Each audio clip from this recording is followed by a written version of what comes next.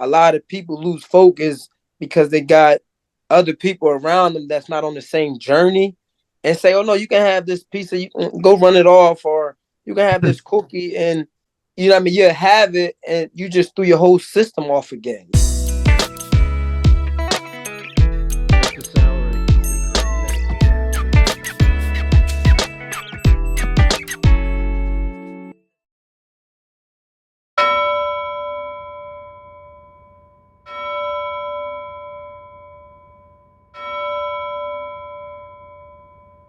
We want to get to the discipline that's needed uh, in order to participate in this particular sport, and how it's related to life in general. The disciplinary practices that need to be employed, not just to show up and start throwing your hands around, but have a strategic approach.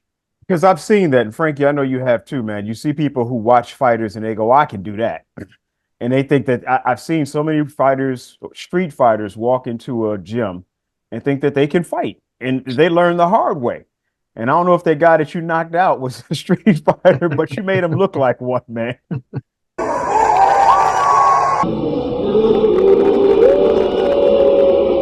Talk to us about the discipline, the real raw stuff that people don't see before you step into the ring. I mean, the discipline is the sport. So a lot of people, like you said, a lot of people see the fights and a lot of people see the grammar, but nobody see the hard work. My day start off 4:45, 5 o'clock in the morning. Gonna go do my 5 to 10 mile run. I come back, prepare my meal, what I'm gonna eat for the day, or a drink. All depends on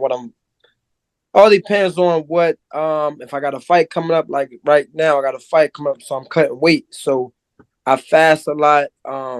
So after I come back from the gym at 5 o'clock in the morning, I will probably make a not a smoothie. It's like a fat burner drink. I will make a fat burner drink for my body, and take some sea moss, grapefruit. It's a different variety of ones I use the juice, but I won't drink that until around 12 o'clock. So I fast the first half of the morning just to let my body continue to eat the fat that's already there, that's on my body. Frankie, is it safe to say that the bigger fight is outside of the ring before you get in the ring? Absolutely. It's all about, like you said, the discipline. The discipline for me in any sport, boxing, football, and basketball, whatever. If you don't got the discipline and you're not focused, you're wasting your time and you're wasting your coach's time. Everybody can't lose weight. So I came from, my top heaviest weight was 250 pounds. You said So 250? 250. How tall So are you? 5'8". Wow. Yeah. So my top weight was 250. My last fight, I weighed in at 143. How did you find your way from 250, with obviously probably not the best nutrition habits or training, to perfectly strategic in nutrition and training, in mindset? Was that through your faith? Was that through coaching you were fortunate enough to hook up with? What was the main thing that moved you from one point to the point you're at now? Well, absolutely. It started with God first. Um, I'm not taking nothing from my coaches. When I started losing weight, to be honest, I don't think they was believing in me. I think it was God in me, to be honest. Of me really just staying focused. And like I said, I love to do my own research. So I'm not a big commercial guy. You got to take this and you got to do that. I started doing research. Like I know for prime example, grapefruit is the number one natural fat burner out there. I started doing research on that, research on dragon fruit. Dragon fruit is a natural laxative. So the things that we take from the stores or from the doctors and stuff give us, that we already got natural fruits and natural greens that we can take. But once again, you got to be disciplined. You got to be focused to take it 3 times a day or 3 to 5 times a day, and that's all you take. A lot of people lose focus because they got other people around them that's not on the same journey, and say, "Oh no, you can have this piece of, you can go run it off, or you can have this cookie," and you know what I mean. You have it, and you just threw your whole system off again. You know what I mean? Like I tell my friends, I was like, "Yo, when the last time you had a detox?" I said, "When the last time you have a colon detox, a liver detox, a full body detox?" And you know, I'm big on all them things because I personally did my own research for them. So I would say it started with God, and God just kept leading me. Like I locked in, and I'm like, all right, I got to go work out, and I got to go do this. And at the end of all of that, I'm tired. I don't want to go party. I don't want to go to the friend's house or go. I need some sleeps. I got to wake up the next day and do it again. Consistency is the key. Malik, I'm sure you can fully relate to his nutrition journey, being the farmer man you are now. He on the right path with the nutrition, yeah, man, because that's very important, because you can eat the wrong thing and be drowsy and lose a fight, or don't even want to get up and run because you done ate the wrong stuff. I used to eat a lot of noodles and a lot of rice and beans when I fought. I was a big steak man then, but a lot of noodles are good for you. You know, I mean, it's just eggs. It's just really eggs, and it don't weigh you down. Your body gotta digest stuff. So you eat a lot of junk and garbage. They say you are what you eat. That's just what you come put out. Garbage performance. Malik, I was in Brooklyn last week with my son, and he had to do a weigh-in last Thursday.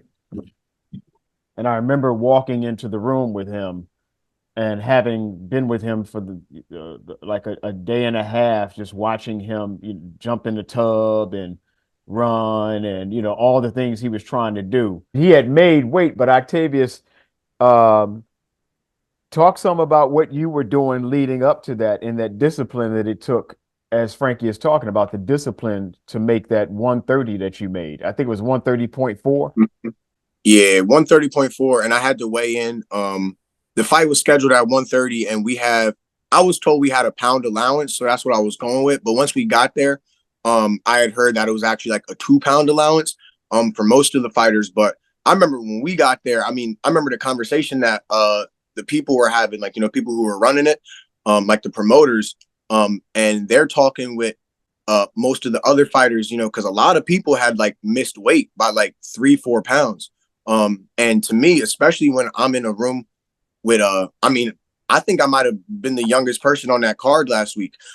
So when I'm in this room full of all these people who you see all these people on social media beforehand, you see all their pictures, you see like all the flair and everything, and you see these guys and you think like, oh, these are some legit dudes. But we get there and it's like, oh, y'all couldn't even, we couldn't even get this down beforehand. So like, that's always been a really telling sign, and it always will be, because if you're not disciplined enough beforehand to get that down before you even get to the ring, then what are you going to look like in the ring? That's always something that goes through my mind whenever I see something like that. I don't think I've ever had an opponent who missed weight that much, but I've definitely seen other like fights where one opponent will drastically miss weight.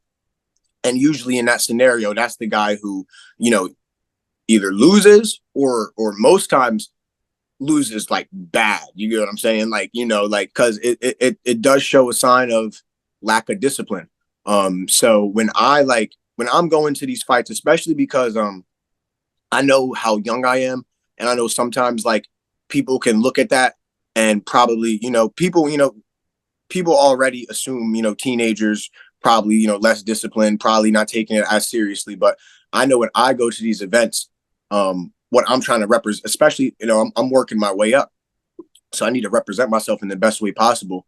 And that's a lot of what it is, because if that's the first sign, the first sign before you even get in the ring of what kind of fighter you are, or like what kind of person you are, is if you can do what you need to do. You need to handle your business.